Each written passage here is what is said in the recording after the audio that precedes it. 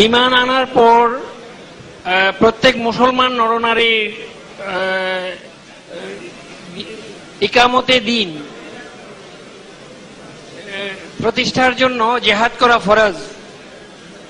তো আমাদের বাংলাদেশের প্রেক্ষাপটে বলছি, যেখানে সংবিধান থেকে আল্লাহর উপর আস্থা এবং বিশ্বাস বাদ দিয়ে আমরা সবাই সংখ্যাগরিষ্ঠ পৃথিবীর দ্বিতীয় বৃহত্তর মুসলিম কান্ট্রি, আমাদের উপর কি এই বিষয়ে জিহাদ করা ফরজ নয়? রাসূলুল্লাহ সাল্লাল্লাহু আলাইহি ওয়াসাল্লাম যখন বলে গেছেন to call people to Islam, then he gave many stages of dawah. অনেক দাওয়ার অনেক স্টেজ দিয়ে গেছেন। and no doubt বাংলাদেশে যে এই কোয়েশ্চেনটা ছিল আঙ্কেলের কোয়েশ্চেনটা, আর এখানে একটা কোয়েশ্চেন, একই কোয়েশ্চেন আছে। Today what type of preparation should we take to prevent secularism from Bangladesh? অনেক বড় question. and no doubt a Muslim is a Muslim because he has Islam. ঠিক আছে, মুসলিম আমরা হলে মুসলিম কারণ ইসলাম আছে আমাদের। যদি ইসলাম না থেকে সেকুলারিজম থাকে, তাহলে মুসলিম কেমনে হয়?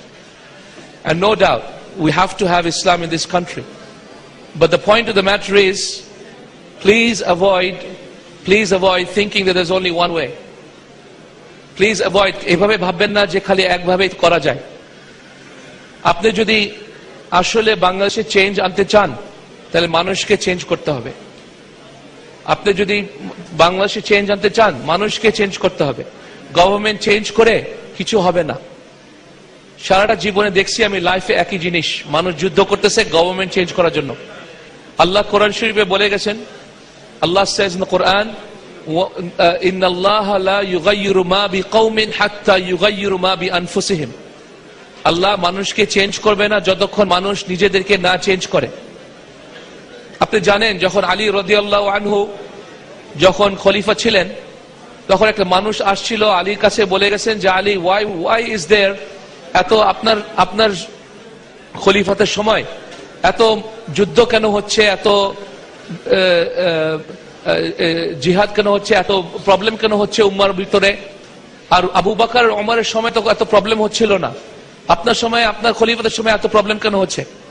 তো তখন আলী রাদিয়াল্লাহু আনহু বলে গেলেন যে কারণ আবু বকর ওমরের ফলোয়ার ছিল আমি আর আমার মতন মানুষ, আর আমার খলিফাতে ফলোয়ার হলো তোমার মতন মানুষ।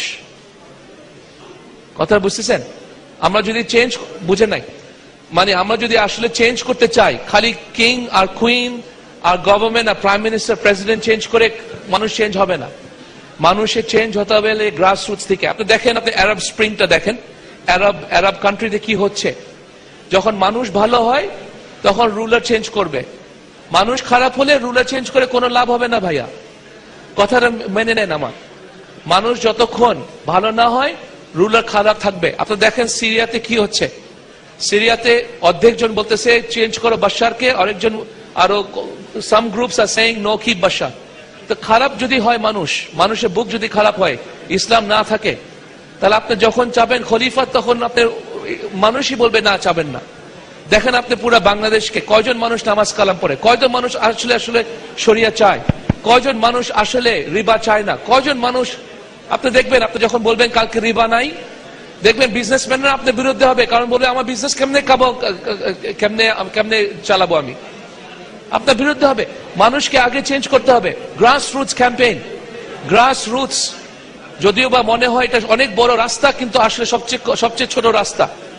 অনেক লম্বা রাস্তা, কিন্তু সবচেয়ে ছোট রাস্তা হলে মানুষকে চেঞ্জ করা, গভর্নমেন্টকে চেঞ্জ করা। গভর্নমেন্ট চেঞ্জ হবে যতক্ষণ মানুষ চেঞ্জ হয়, গভর্নমেন্ট যতক্ষণ মানুষ না চেঞ্জ হবে ততক্ষণ গভর্নমেন্ট চেঞ্জ হবে না। এই কথাটা মেনে রাখেন ইনশাআল্লাহ। এটাই সবচেয়ে বড় জিহাদ। আমাদের সবচেয়ে বড় জিহাদ হলো জিহাদ অফ দাওয়া। বিলিভ মি আঙ্কল, এটা সবচেয়ে, আমি চোখের থেকে দেখে আসতেছি আমার সারা জীবন ধরে। আমি থাকি বিদেশে, আমি থাকি ওয়েস্টে। I work in 12 different countries. 12টা কান্ট্রিতে আমি দেখতেছি, ইন্দোনেশিয়া থেকে all the way from minority communities to the west, to Turkey, to South Africa, to India, দেখতেছি একই জিনিস। ইন্ডিয়াতে দেখেন 300 মিলিয়ন মুসলিম, ইন্ডিয়াতে 300 মিলিয়ন মুসলিম, ইন্ডিয়াতে 300 মিলিয়ন মুসলিম। একটা জাকাত খানা নাই, একটা ইসলামিক ব্যাংক নাই, কোন লিডার নাই যে পুরা মুসলিমদেরকে এক করতে পারে। কি করবে না। So the real work starts with the grass. যখন মানুষ চেঞ্জ হবে, আর দেখবেন আঙ্কেল, আপনি তো বোধহয় বাংলাদেশে জন্ম হয়েছিলেন, আপনি বাংলাদেশে ছিলেন, আমি তো বিদেশে থাকতাম, তো বিদেশে খালি আসতাম প্রত্যেক বছর বাংলাদেশে দেখার জন্য। আপনি দেখেন, সত্যি কথা, লাস্ট 15 বছর ধরে বাংলাদেশে অনেক বড় চেঞ্জ হয়েছে, অনেক বড়। আপনি দেখতে পাচ্ছেন না বোধহয়, কারণ আপনি আছেন বাংলাদেশে, খালি দেখতেছেন গভর্নমেন্ট কি করতেছে, পলিটিক্যাল সিচুয়েশনটা কি, এটা ওইটা। কিন্তু বিশ্বাস করেন, অনেক বড় চেঞ্জ আমার চোখের মধ্যে দেখতেছি। কেমন মানুষ এখন নামাজ পড়ে। এখন আমি আসরের সময়, মাগরিবের সময়, ঈশার সময় যা দেখবেন মসজিদ ভর্তি। আমার সময় যখন ছোট ছোট ছিলাম, দেখতেন প্রথম রোতে অর্ধেক মানুষ ছিল, এখন ভর্তি। এখন দেখেন আপনি মানুষের মধ্যে কয়জন আছে এখানে বুড়া, দেখতেছেন না, ইয়াং পোলাপান। অনেক বড় চেঞ্জ হচ্ছে। যায় দেখেন কয়জন এখন হিজাব পরে মহিলাদের মধ্যে, যায় দেখেন উপরে কত হিজাব পরবে। আগে তো এরকম ছিল না আঙ্কেল। আঙ্কেল এরকম লেকচার যদি দিতেন না, যদি দিতাম 30 বছর আগে, কেউ আসতো না, কারণ খুব সেকুলার ছিল মানুষ। তো মানুষ আস্তে আস্তে আস্তে আস্তে ঠিক আসলে ঢুকতেছে ইসলাম ওদের মধ্যে। আমি জানি আপনি কি বলতেছেন আঙ্কেল, ওই কষ্ট আমার বুকের মধ্যেও আছে। কিন্তু আঙ্কেল এরকম ভাবে শক্ত কথা বলে যারা এখন হুকুমে আছে, এভাবে ওরা চেঞ্জ হবে না। চেঞ্জ হবে আস্তে আস্তে, মানুষকে চেঞ্জ করে ইনশাআল্লাহ তাআলা। এটাই আমার বিশ্বাস, এটাই বুঝি, এটাই আমার শেখরা আমাদেরকে বুঝাইছে, এটাই আমি দেখছি সবচেয়ে বড় কাজ করে। অন্য কোনো কাজ অন্যভাবে অনেক অনেক কষ্ট হয়, আর কষ্ট থেকে কোনো রেজাল্টও হয় না। আল্লাহ নোজ বেস্ট।